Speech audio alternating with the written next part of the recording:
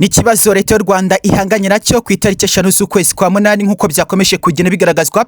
Birumvikana ko inganda 8 arizo zabanje gufungwa agakurikiraho 101 ku munsi w'ejo. Byumvikanye ko izindi 37 zafunzwe nkuko kandi bikomeza kugenda bigaragazwa na Leta y'u Rwanda. Irakomeza kugenda ishishikariza buri muturage w'igihugu cy'u Rwanda wese aho ava kagira gutungira agatoki ahari inzoga z'inkorano, ndetse kandi Leta y'u Rwanda igasaba urubyiruko kwirinda gukoresha ibiyobyabwenge nkuko kandi biba rikomeza kugenda ibigaragaza. Biragaragara abagera kuri 50 nibo bagaragaye ko barishwe n'izi nzoga, ariko kandi bikumvikana ko abagera ku 101 bose bahumye bikomotse ku nzoga z'inkorano ndetse no kuba hari zikorwa zitujuje ubuziranenge. Mu gihe kandi Leta y'u Rwanda ikomeza kugenda igaragaza ko abasabye ibyangombwa byo gukora inzoga zujuje ubuziranenge nyuma bakisha mu by'ukuri muri ibyo byangombwa bagakora inzoga zitujuje ubuziranenge, zikomeje kugenda ziritura ubuzima bw'urubyiruko ndetse kandi higanjemo n'abaturage b'igihugu cy'u Rwanda. Bikandi byose birakomeza kugera bitangazwa n'umuvugizi mukuru mu gihugu cy'u Rwanda Dr. Murangira BTR. Arakomeza kugenda yibutsa abaturage b'igihugu cy'u Rwanda ko ubuzima bwabo ari ingirakamaro, ariko kandi bakanatungira agatoki ahagaragara inzoga nk'izi ngizi zikomeje kugenda zica ubuzima bw'abana b'igihugu cy'u Rwanda. Mu gihe kandi bikomeza kugera byumvikana ko inganda zigera ku 138 zose zafunzwe zizira ko mu by'ukuri zikora inzoga zitujuje ubuziranenge.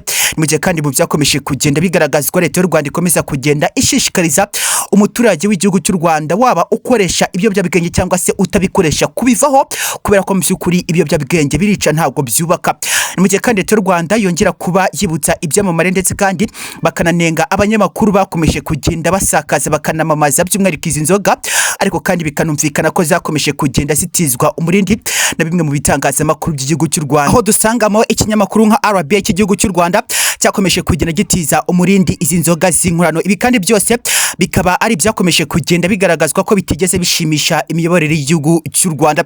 Mu gihe kandi abaturage b'igihugu cy'u Rwanda bakomeza kugenda batanga point ko babyumva, barakomeza kugenda bagaragaza ko hari ibiyobyabwenge byinshi bikomeza kugenda byamamazwa na Leta y'u Rwanda cyangwa se bitangazamakuru by'igihugu cy'u Rwanda. Ibi kandi bigakomeza kugenda binengwa n'abaturage bakomeza kugenda bagaragaza ko bidakwiye kubona ikinyamakuru cy'igihugu cy'u Rwanda nka televiziyo ndetse na radio bakomeza kugenda bamamaza by'umwihariko ibiyobyabwenge ndetse kandi bakanamamaza urusimbi. Ibi kandi ndaza gutangamo ingero, uraza gusanga mu by'umukino w'amahirwe wa Inzozi Lotto wakomeje kugenda utizwa umurindi n'igihugu cy'u Rwanda.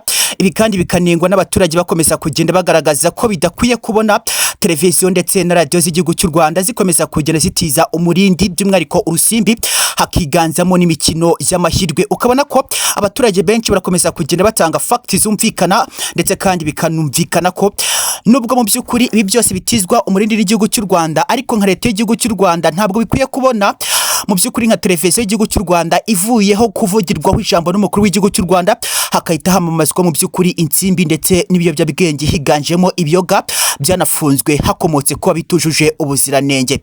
Byose kandi uraza gusanga byakomeje kugira bitizwa umurindi na zimwe muri televiziyo z'igihugu cy'u Rwanda na radio z'igihugu cy'u Rwanda. Ukabona abaturage benshi bakomeje kugenda babyamagarira kure bavuga uti namwe muri mu bantu mu by'ukuri mwimariye urubyiruko. Ku itariki 4 z'ukwezi kwa munani hagaragajwe amakuru agaragaza ko inganda zigera ku 101 zose zafunzwe, ariko kandi bwagira nimugoroba bikumvikana ko izindi 37 zafunzwe. Leta y'u Rwanda irakomeza kugenda igaragaza ko ari urugamba rutoroshye rwo kuba barwanya inzoga z'inkorano zikomeje kugenda zica ubuzima bw'abaturage b'igihugu cy'u Rwanda, ndetse nk'uko byakomeje kugenda bitangazwa mu mibare na polisi y'igihugu cy'u Rwanda. Birumvikana ko abagera kuri 50 bose bishwe n'inzoga z'inkorano, ariko kandi abandi bagera ku 100 bose bagahuma bikomotse kuba banywa inzoga zitujuje ubuziranenge. Mu gihe kandi byakomeje kugenda bitangazwa n'umuvugizi wa RIB mu gihugu cy'u Rwanda yakomeje kugenda agaragaza ko abafite inzoga muri stoke by'umwihariko ziganjemo NGP bagomba kuba mu by'ukuri bazisubiza ku ruganda kugira ngo izi nzoga zibashe kuba zashyirwa ahazigenewe.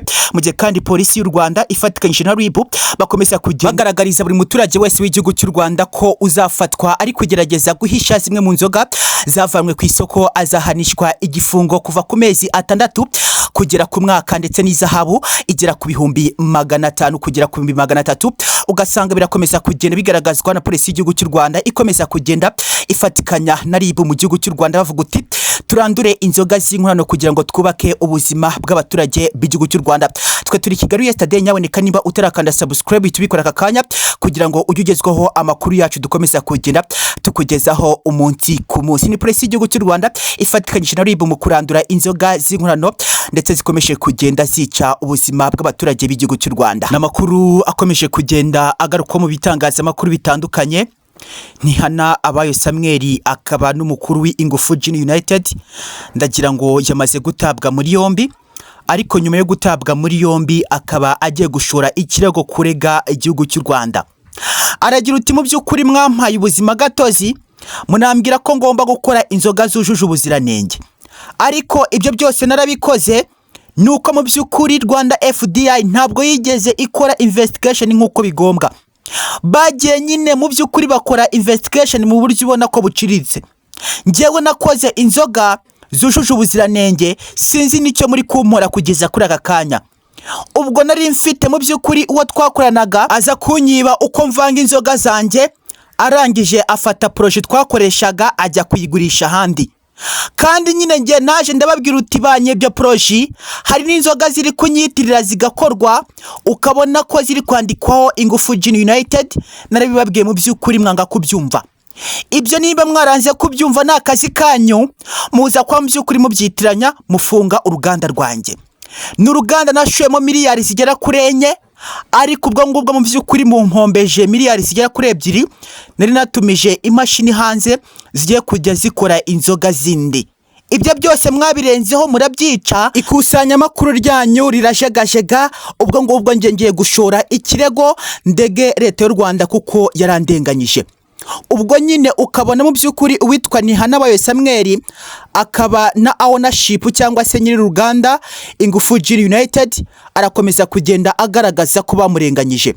Ibyo byose ni fact yakomeje kugenda agaragaza ko hari uwo bakoranaga aza kumwiba mu by'ukuri product, arangije ajya kuzigurisha ahandi, ndetse baza no kuzifashisha bakora inzoga zisa neza n'izo ngizo ziri muri ingufu United. Ubwo nyine abantu mu by'ukuri bakagenda bakagura inzoga, bakabona hari inzoga zimwe na zimwe zihendutse, izindi zirahenze. Ndagira ngo ni ikibazo cyari kiri no ku isoko wabonaga mu by'ukuri cyari giteje inkeke kuri uru ruganda. Ariko ku byakomeje kugera bigaragazwa amakuru nkomeza kugenda nkurura, ari kungaragariza ko ingufu United yakoraga inzoga zujuje ubuziranenge, ngariko nyuma yaho ngo hari uwaje kwiba mu by'ukuri product bakoreshaga, arangije ajya kuzigurisha ku rundi ruganda.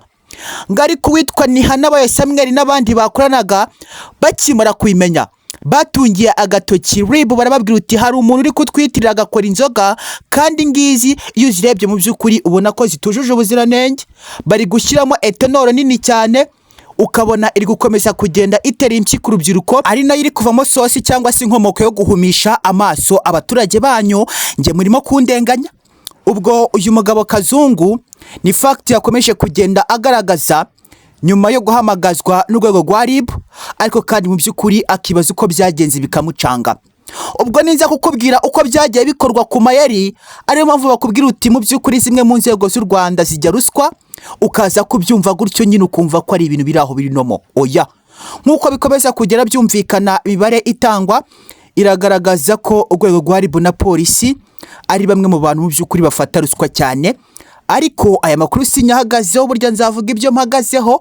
Ndagira ngo nibikomeza kugenda bigaragazwa mu mibare, ariko nkatwe Kigali yesterday 250 ntabwo nyahagazeho. Ubwo reka tunabirenge twikomereze ku byakomeje kugenda bigaragazwa, ndetse bikomeza kugira byumvikana ko witwa Nihana Abayobozi akomeza kugenda agaragaza ko zimwe mu nzoga yakoraga zari zujuje ubuziranenge, ahubwo hari urundi ruganda rwakoraga inzoga zitujuje ubuziranenge, rugakomeza kugenda mu by'ukuri ruzishyira ku giciro gihanitse gito cyane. Ukabona nyine NGB irakomeza kugenda ibura abakiriya. Ni nyuma yuko abaturage bakomeza kugenda bagaragaza ikibazo gikomeye cyane, bakagira uti ese ko twaranguye kontineri n'amakontineri, izi nzoga tuzazinywa gute zaranaciwe? Urabona yaba zitaraciwe twari kuzazinywera, ariko zaraciye muvuga ko ari uburozi, kandi twararanguye pe, ubona ko nyine stoke twarujuje. Ubwo mu by'ukuri ko nagiye muri banki nkaka credit ya miliyoni 35 ngiye kurangura inzoga, mukaba muzifunze izi miliyoni 35 z'abandi nzazikura. Muraza ko mu by'ukuri mushaka ukuntu mubigenza badusubize amafaranga yacu. Twe twajyanaga mu by'ukuri borodero tuvuye kudepoza amafaranga kuri NGB, bakaduhereza inzoga, nta mafaranga twajyanaga mu ntoki.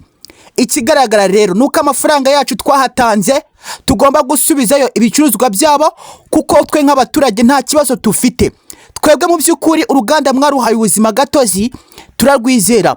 Turangije mu by'ukuri turavuga uti tugiye gukorana kugira ngo tuzamure akazi mu gihugu cy'u Rwanda ndetse tunafatanye by'umwihariko twubake igihugu cyatubyaye.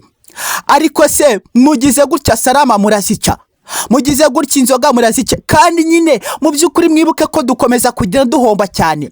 Dufite ikibazo, ndagira ngo mwafunze salama mubizi neza ko dufite stock n'amastock yuzuye, turahomba turatuza. None mu by'ukuri ngo niba ibyuma ngo tuze kwifata tubimene birangira gutyo gusa, ntabwo ibingibi biza gukunda. Nimba buri mwaka muvuga ko hari inzoga zitujuje ubuziranenge, amaji atujuje ubuziranenge, ubu koko twe muzabona tubaho gute? Mwaraje muca salama turabyemera pe, turazimena kuko salama nyine ubona ko ari amaji ntabwo yarijuje ubuziranenge. Ndagira ngo nyine murabizi byakomeje kugenda bivugwa, ariko abaturage bari gukomeza kugenda bagaragaza uti ko mu by'ukuri mukomeza kugenda muca ibinyobwa byinshi, twe twarabiranguye tugahomba, koko murabona turi bubeho gute? Ni mutubabarire izi nzoga tuzisubizeyo badusubiza amafaranga yacu, kuko hari umuntu wagiye kurangura inzoga agujije credit ya miliyoni 35 akarangura kontineri y'inzoga, kuko izi nzoga ubona ko zagurwaga mu by'ukuri nk'amasuka ku isoko. Ukabona benshi barakomeza kugenda bagaragaza ko baziranguraga mu by'ukuri batitangiriye, babonaga nyine mu by'ukuri FDI yatanze ubuzima gatozi, Leta y'u Rwanda irazemeye nabo bakarangura ku bwinshi. Ariko kandi ukabona ko abaturage bahombye pe, ni ikibazo kigaragara. Leta y'u Rwanda ikakomeza kugenda ivuga uti nta kintu turi buze kwa dukora, kuko nureba nyiri ruganda ari kurira, namwe mu by'ukuri muri kurira, kandi ntabwo turi bubareke ngo mucuruze inzoga zitujuje ubuziranenge tubireba. Ariko ndagira ngo mwibuke ko hari point twavugiyemo hagati igaragaza ko witwa Nihana Abayo Samuel arakomeza kugenda agaragaza ko nubwo bafunze uruganda bavuga ko akora inzoga zitujuje ubuziranenge, we aravuga ko inzoga ze zujuje ubuziranenge. Hari undi muntu bakoranaga akamwiba mu by'ukuri product yose akayigurisha urundi ruganda, witwa Samuel arakomeza kugenda agaragaza ko yaje no gutungira agatoki by'umwihariko Leta y'u Rwanda akababwira ko hari umuntu uri kubiyitirira agakora inzoga zisa mu by'ukuri nk'izabo ariko zidafite karite nk'iyabo. Ukabona mu by'ukuri byose nyine namayobera kugeza kuri aka kanya. Nihana Abayo Samuel ni igihombo, tekereza guhomba miliyari zigera kuri 4 bakanagufunga. Urabona ko ari ikibazo gikomeye cyane.